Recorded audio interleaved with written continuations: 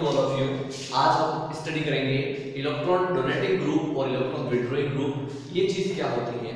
उससे पहले एक टर्म होती है लॉन पेयर, वो क्या होता है उसके बारे में अपन स्टडी करेंगे। What is mean of lone pair? Electron which are not participate in bonding, मतलब ऐसे इलेक्ट्रॉन जो बॉन्डिंग में पार्टिसिपेट नहीं करते हो। अब बॉन्डिंग में पार्टिसिपेट नहीं हुए इसका मतलब वो फ्री पड़े हुए, एक्स्ट्रा पड़े हुए, it means extra electron present, that is called lone pair. Means ऐसे इलेक्ट्रॉन जो बॉन्ड बनाने में पार्टिसिपेट नहीं करते हो, जो एक्स्ट्रा पड़े हुए उसके ऊपर जो कोई काम के नहीं हो, वो कहलाते हैं लॉन पेयर।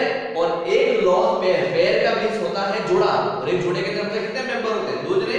तो एक लॉन पेयर अगर मैं ऐसा लिखता हूं तो वो लॉन पेयर कितना हो गया? यहां पे मैं ऐसा लिखता हूं तो लॉन पेयर कितना हुआ? एक। लेकिन एक लॉन पेयर में नंबर ऑफ इलेक्ट्रॉन्स कितने होंगे? यहां पर 2।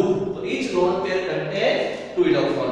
अब यहां पर अपन पढ़ेंगे एग्जांपल, लॉन पेयर के एग्जांपल पढ़ते हैं कि कौन-कौन से किस एलिमेंट के ऊपर कितने लॉन पेयर प्रेजेंट रहते हैं। मैं यहां पर जो फेमस है उसके ऊपर डिस्कशन जो है वो पहले करूंगा।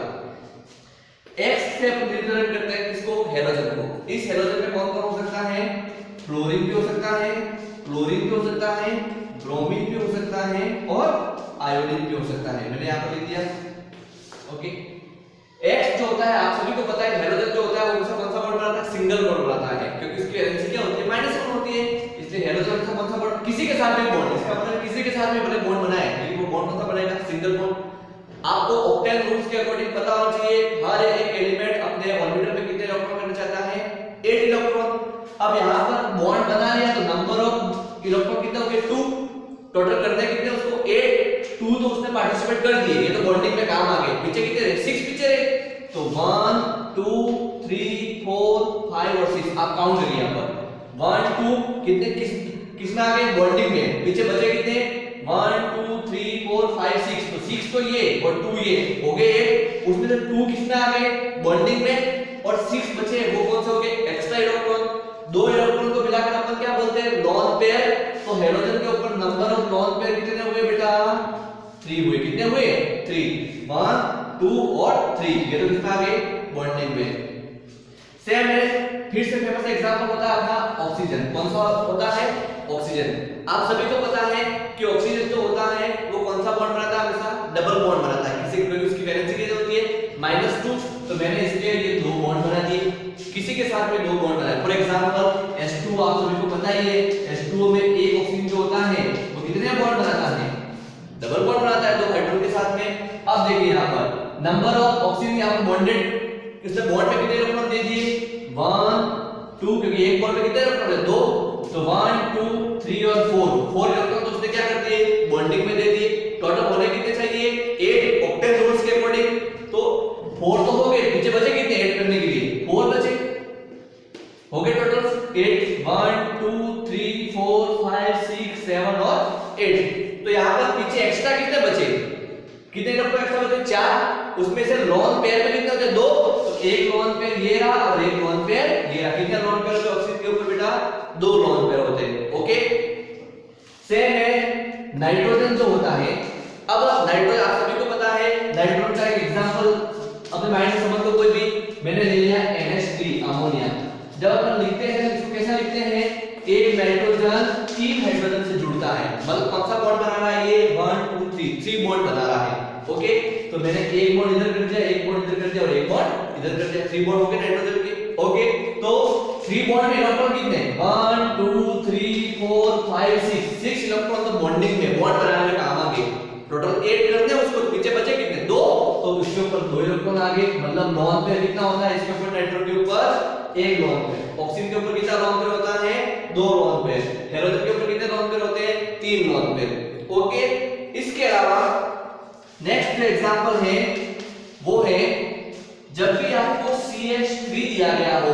क्या दिया गया हो बेटा? CH3। ओके। जब CH3 दिया गया हो तो इस CH3 को क्या मैं ऐसा ओपन करके लिख सकता हूं बेटा? CH3। अब आप बोलोगे सर कार्बन की वैलेंसी 4 होती है, तो मैंने एक बॉन्ड और कर दिया क्योंकि किसी और के साथ में जुड़ा हुआ है। तो जब भी अब CH3 है कितने बॉन्ड हो गए? 1 2 3 4 5 6 7 और 8। ये कितने इलेक्ट्रॉन हो गए? 8 इलेक्ट्रॉन हो गए। ऑक्टेन पूरा करना है, 8 इलेक्ट्रॉन पूरे हो गए। लेकिन जो कार्बन होता है कार्बन का इलेक्ट्रॉनिक कॉन्फ़िगरेशन आप सभी को पता है, क्या होता है 1s2 2s2 2p2। उसमें से कार्बन के खुद के कितने होते हैं, 4 होते हैं।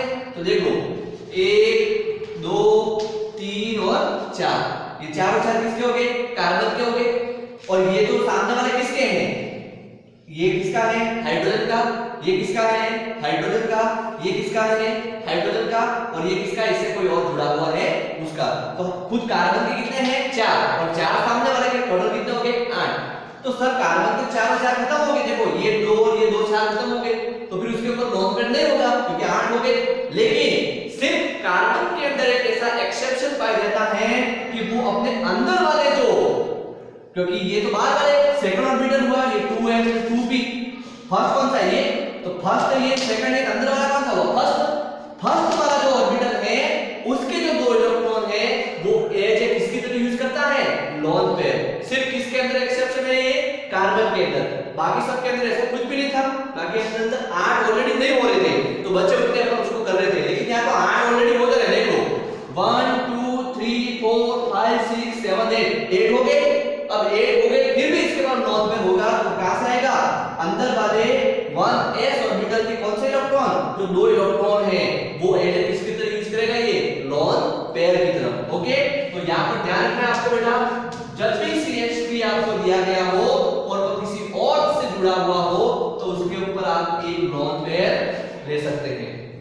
क्लियर बात है, ओके डन। अब देखिए यहां पर लोन पेयर का जो टॉपिक है वो यहां पर अपना खत्म होता है। अब अपन अपना जो मेन टॉपिक पर आते हैं कि इलेक्ट्रॉन डोनेटिंग ग्रुप क्या होते हैं और इलेक्ट्रॉन विड्रॉइंग ग्रुप क्या होते हैं। ओके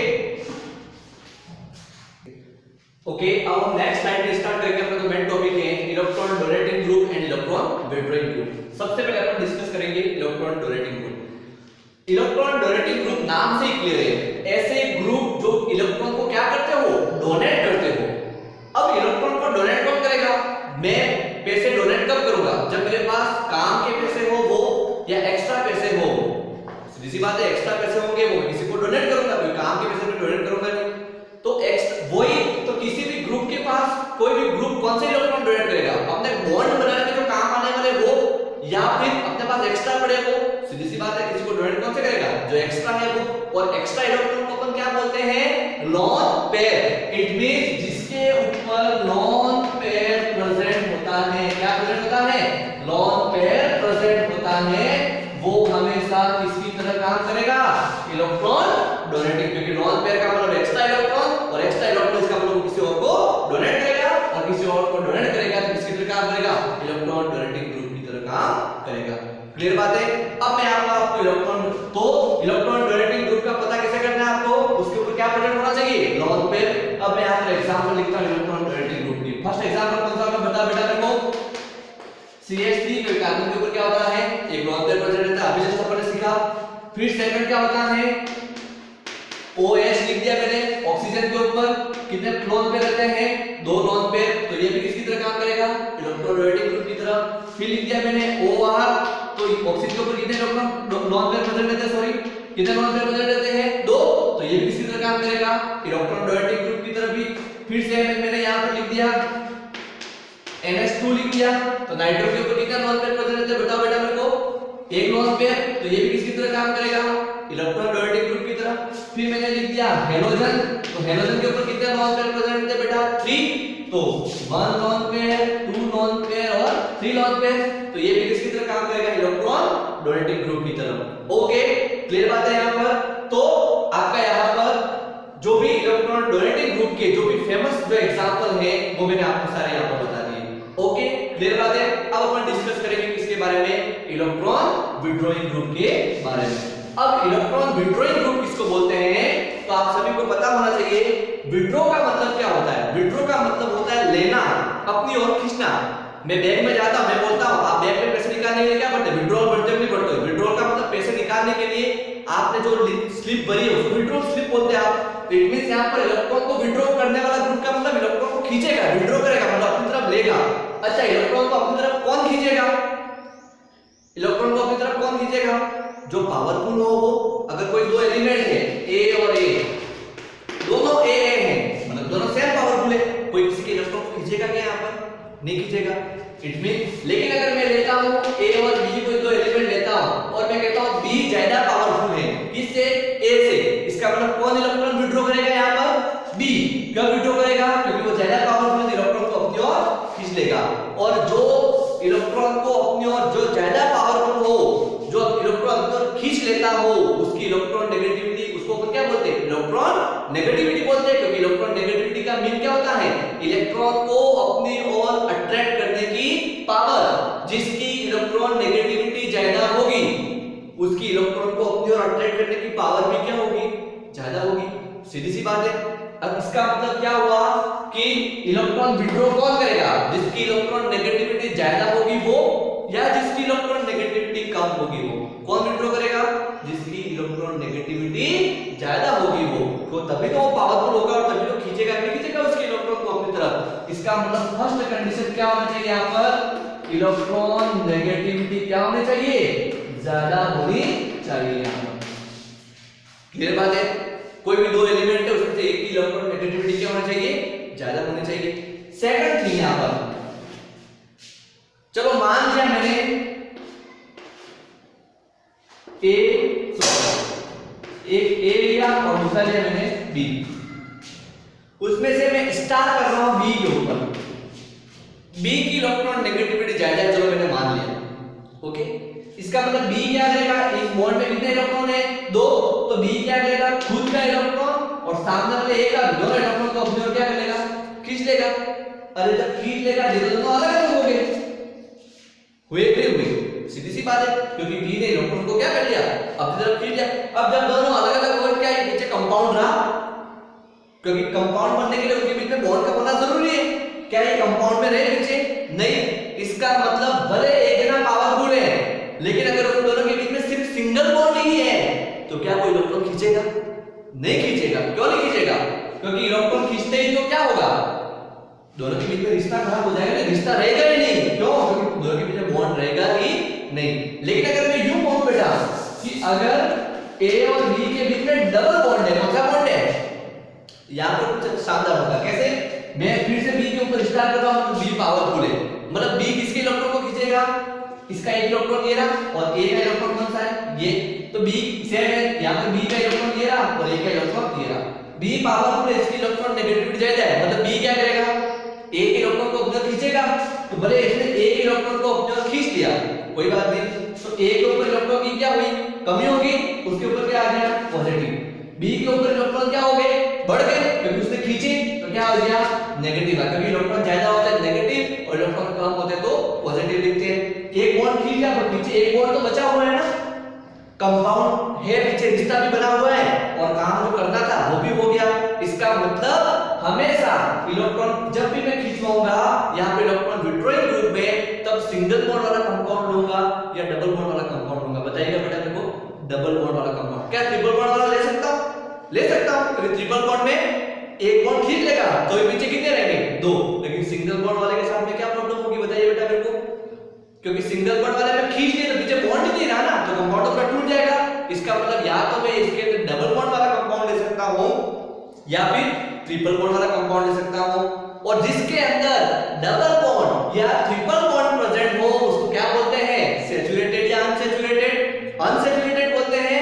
इसका मतलब इसके लिए सेकंड कंडीशन क्या है, कंपाउंड कैसा होना चाहिए, बताइए बेटा मेरे को, कैसा होना चाहिए, अनसैचुरेटेड कंपाउंड होना चाहिए। कैसा होना चाहिए, अनसैचुरेटेड कंपाउंड होना चाहिए। समझ में आया क्या, क्यों होना चाहिए अनसैचुरेटेड का मतलब कौन सा, या तो डबल बॉन्ड होना चाहिए या फिर कौन सा बॉन्ड होना चाहिए, ट्रिपल बॉन्ड होना चाहिए। ओके, अब अपन इसके एग्जांपल के बारे में बात करते हैं। ओके, अब देखिए ध्यान से, यहां पर मैं लिखता हूं यहां पर C डबल बॉन्ड, सॉरी यहां पर मैं लिखता हूं CHO। अब इसको देखकर आपको कुछ ज्यादा अटपटा लग रहा होगा। ओके, इसकी स्ट्रक्चर को मैं खोल कर लिखता हूं बेटा, एरो का साइन किया। अब मैं इसकी कौन दे रखा है, कार्बन, एक तरफ कौन दे रखा है, बॉन्ड दे रखा है, दूसरा कौन है, हाइड्रोजन।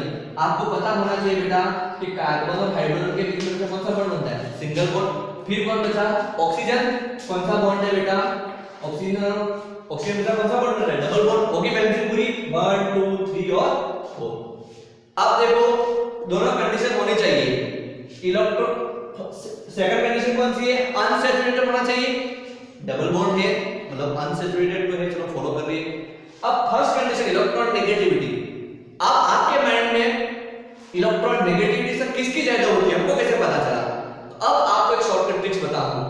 फोन जो होता है, अब फोन आपको पीएच और एनजी बोल के लिखना है, फोन का मतलब ये फ्लोरीन, ऑक्सीजन और नाइट्रोजन, इनकी इलेक्ट्रॉन नेगेटिविटी सबसे हाईएस्ट होती है। सबसे हाईएस्ट किसकी होती है, फ्लोरीन की, उससे कम ऑक्सीजन की, उससे कम नाइट्रोजन की। सर में आया गया सबसे हाईएस्ट ट्रिक्स क्या है इलेक्ट्रॉन नेगेटिविटी की, फोन सबसे हाईएस्ट किसकी होती है, फ्लोरीन की, उससे कम ऑक्सीजन की, उससे कम नाइट्रोजन की। फिर इसके बाद आपके भी बाद में आते हैं कार्बन, नहीं है यहाँ पर कौन है, एक कार्बन है, एक कौन है, ऑक्सीजन।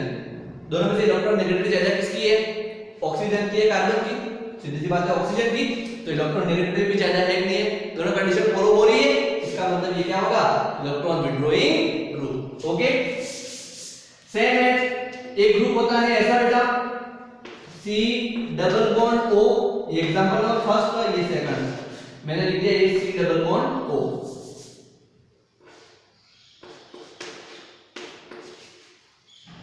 फर्स्ट कंडीशन क्या है, इलेक्ट्रॉन नेगेटिविटी ज्यादा होना चाहिए, तो कार्बन और ऑक्सीजन से किसकी इलेक्ट्रॉन नेगेटिविटी ज्यादा, बोलो बेटा मेरे को, ऑक्सीजन की ज्यादा होती है।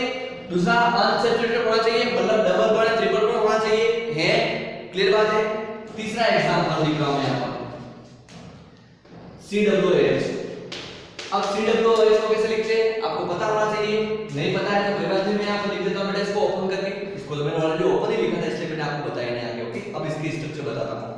बॉन्ड दिख गया, ये कौन दिख रहा है बेटा आपको, कार्बन दिख रहा है, कौन है, ऑक्सीजन। ऑक्सीजन हमेशा कौन सा बॉन्ड बनाता है बेटा, डबल बॉन्ड बनाता है, मैंने बता दिया डबल बॉन्ड। पीछे कौन सा बचा, OH, तो एक O का इधर, एक H का इधर, ऑक्सीजन के भी डबल बॉन्ड हो गए, क्लियर बात है। इसको मैं थोड़ा पास लिख देता हूं OH। अब देखो ध्यान से, हो गया COOH।